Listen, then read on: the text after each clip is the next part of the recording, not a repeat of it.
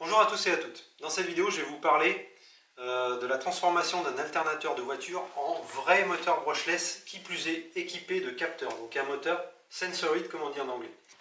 Alors pourquoi je dis vrai moteur brushless? C'est parce que vous allez trouver un paquet de vidéos, notamment sur YouTube, qui vont vous parler de la transformation d'un alternateur en moteur brushless, sauf que dans la plupart de ces vidéos, ils conservent le rotor bobiné qui est à l'intérieur d'origine de l'alternateur.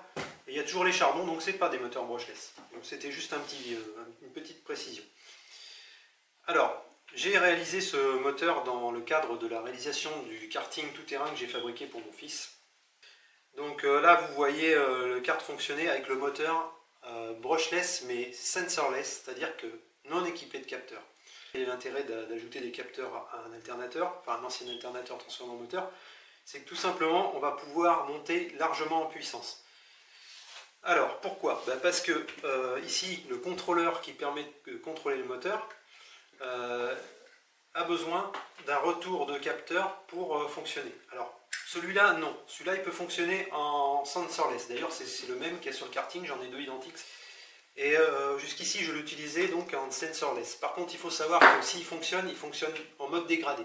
Au niveau de l'afficheur, là, il y a un code erreur qui s'affiche qui interdit l'affichage de toutes les données que l'afficheur devrait notamment afficher. Donc du coup, ça rend inexploitable l'afficheur. Voilà. Mais ce qu'il faut savoir, c'est que quand on monte en puissance, donc sur des contrôleurs de beaucoup plus forte puissance que celui-ci, qui n'est qu'un 350 watts, mais on n'a plus le choix, on est obligé d'avoir des capteurs. Donc juste à côté, vous avez sans doute remarqué, il y a un autre moteur, et ça c'est un vrai moteur brushless d'origine, de 1800 watts. Donc effectivement, pour le karting de mon fils, ça suffit, 1800 watts, c'est largement suffisant. Mais en fait, l'intérêt d'utiliser l'alternateur, c'est que lui peut aller beaucoup plus loin que 1800 watts. Alors maintenant, on va passer sur la technique proprement dite. Ce qu'il faut bien comprendre, c'est que on a maintenant la même chose entre ça, ça et ça, qui est un moteur d'overboard. On a donc trois moteurs brushless équipés de capteurs. Mais il y a quand même une différence, c'est la technologie. Les moteurs brushless d'origine utilisent des capteurs Hall pour renvoyer les signaux vers le contrôleur.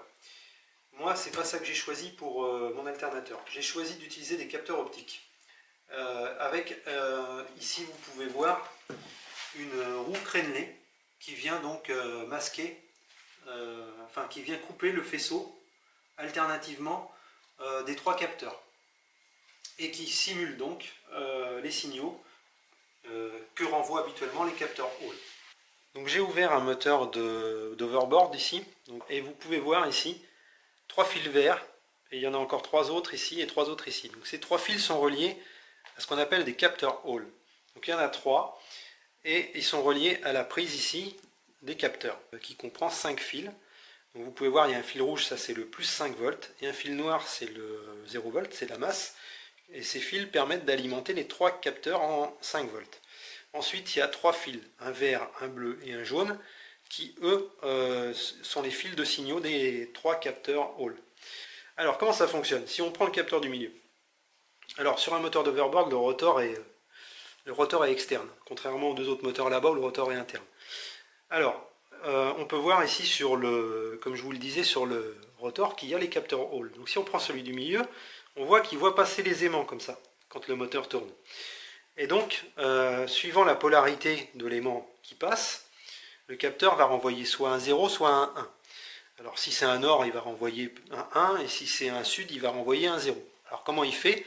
Tout simplement, si c'est un sud et qu'il renvoie un 0, il renvoie 0 volts. Donc là, le contrôleur sait que s'il y a 0 volts, c'est qu'il est en présence d'un aimant polarité sud.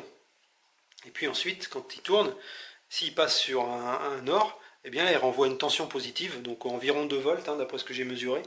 Et là, le contrôleur sait, vu qu'il y a une tension qui est aux bornes, qui arrive par le fil, qu'on a changé d'aimant et qu'on est sur un aimant nord. Donc en fait, quand le moteur tourne, il y a une succession il y a un signal carré qui est généré par le capteur Hall vers le contrôleur. Donc moi, dans mon moteur, j'ai adopté une solution différente. C'est-à-dire que, au lieu d'utiliser des capteurs Hall, j'ai utilisé des fourches optiques là, ici. Et donc quand on a le moteur qui tourne et que là, ici, on a un créneau qui passe dans la fourche, ça coupe le signal. Et là, du coup, on envoie un 0 volt. Donc là, le contrôleur sait que on est en face normalement d'un aimant sud. Et puis, quand il n'y a pas de créneau, le signal passe et là on envoie, alors c'est plus là, on envoie au moins 4 volts 8, un truc comme ça, mais c'est pas grave. Le contrôleur, lui, ce qu'il voit, c'est qu'il y a une tension. Soit il y a 0, soit il n'y a rien, soit il y a une tension. Donc c'est quand même un signal carré qui est généré de la même manière que tout à l'heure avec les capteurs Hall, par ces trous crénelés qui tournent.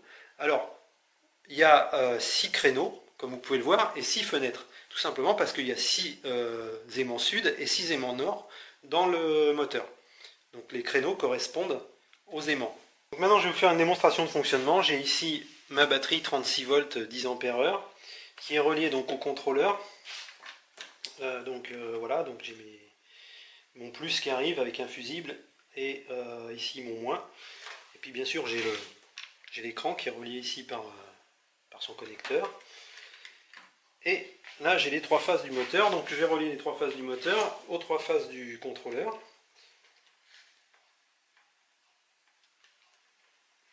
Voilà.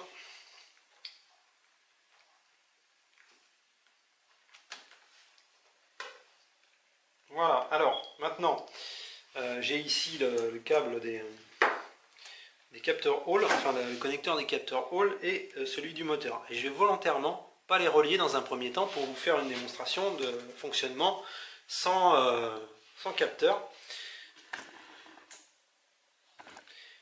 Voilà, alors je mets en route ma batterie et j'allume mon écran. Voilà, E07. Donc là, en fait, tout simplement, E07, ça veut dire erreur interne du moteur. Tout simplement parce que les capteurs ne sont pas reliés. Donc quand on utilise un moteur en sensorless, on a toujours cette erreur-là. Et du coup, on n'a plus aucune indication. On a bien la vitesse, mais le problème, c'est qu'elle est fausse. Alors, ça fonctionne, hein, ça va fonctionner, vous allez voir.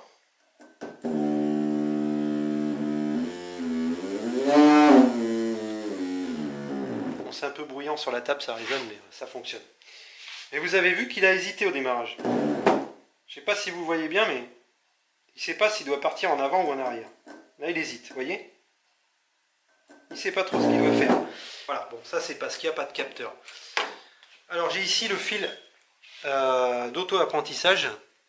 Il s'appelle le fil, je ne sais pas si on peut le voir, mais c'est Self-Learn qui est marqué, donc auto-apprentissage. Et normalement, c'est le fil qui permet de synchroniser les capteurs avec les impulsions qui sont envoyées au moteur. Bon, là même si je l'utilise, ce qui va se passer, c'est que mon erreur reste, puisqu'évidemment les capteurs ne sont pas connectés, il est incapable de faire la synchronisation. Alors maintenant je vais relier les capteurs, je mets leur tension, je relie mes capteurs.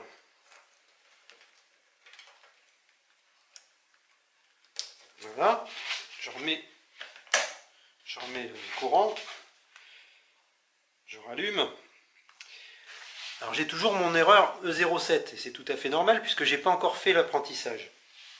Donc je vais lancer l'apprentissage. Là je vais essayer qu'on voit l'écran.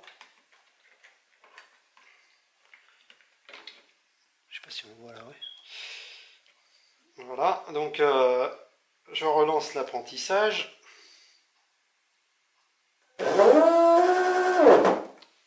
Et là maintenant j'ai E0.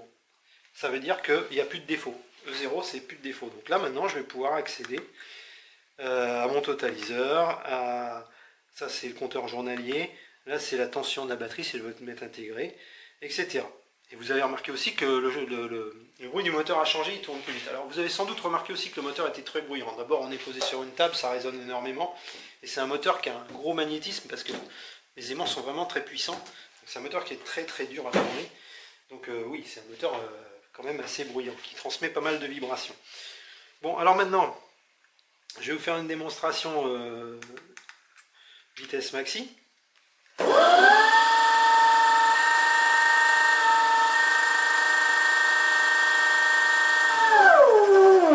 Donc je le fais parce que j'ai eu une question sur le forum usinage.com concernant la commutation des capteurs optiques. Est-ce qu'elle était assez rapide pour le fonctionnement du moteur. Bon, il apparaît qu'il n'y a aucun souci, hein, même à pleine vitesse, parce que là je suis en vitesse 3, je suis à fond. Hein. Si j'appuie encore une fois, je reviens en vitesse 1. Parce qu'en fait, ce contrôleur a 3 niveaux. Enfin, on peut paramétrer 5 niveaux ou 9 niveaux aussi. Mais enfin, c'est toujours la même plage qui est découpée non pas en 3, mais en 5 ou en 9. Enfin, donc quand on est en 3, on est à fond. Alors ce qu'on peut voir aussi, c'est qu'il n'y a plus d'hésitation quand je le démarre. Il tourne toujours dans le bon sens, quoi. Enfin, il ne fait pas ce petit à-coup dans le mauvais sens. Voilà, donc c'est beaucoup plus fluide. Alors maintenant, je vais vous zoomer un petit peu la partie capteur, que vous voyez ça dans le détail, comment ça fonctionne. Alors, comme vous pouvez le voir, on voit la lumière, la LED rouge là, allumée de cette fourche, parce que la lumière passe, quoi. Enfin, parce que le signal n'est pas coupé. Et quand je tourne, vous voyez, celle du bas, je ne sais pas si vous voyez, elle s'allume et s'éteint. Celle du haut maintenant. Donc ça nous renseigne sur l'état des capteurs, donc ce qui est renvoyé au contrôleur. Bon, alors tout ça c'est imprimé, techniquement parlant, tout ça c'est imprimé en 3D. Normalement la partie centrale là, qui contient les capteurs, elle peut pivoter pour un réglage plus fin. Donc j'avais prévu de mettre un ressort ici, une vis de pression là pour pouvoir ajuster un petit peu comme une tête de Delco quelque part. Hein. Parce qu'en fait on peut chercher un fonctionnement un peu plus fin en trichant justement, parce que du coup on peut tromper les capteurs sur la position réelle des aimants, ce qu'on ne peut pas faire avec les capteurs Hall. Et on arrive à avoir des fonctionnements légèrement plus fins. C'est pas dit que ça fonctionne peut-être mieux au niveau rendement, mais enfin, on a l'impression que le moteur tourne mieux à l'oreille. Enfin, je sais pas, mais il y aurait des essais à faire. Et puis après, bon, normalement, il y a une vis qui vient ici pour tenir, mais enfin, ça tient déjà très bien en fait. C'est monté un peu en force. Mais normalement, il y a une vis que j'ai pas encore mis. Voilà.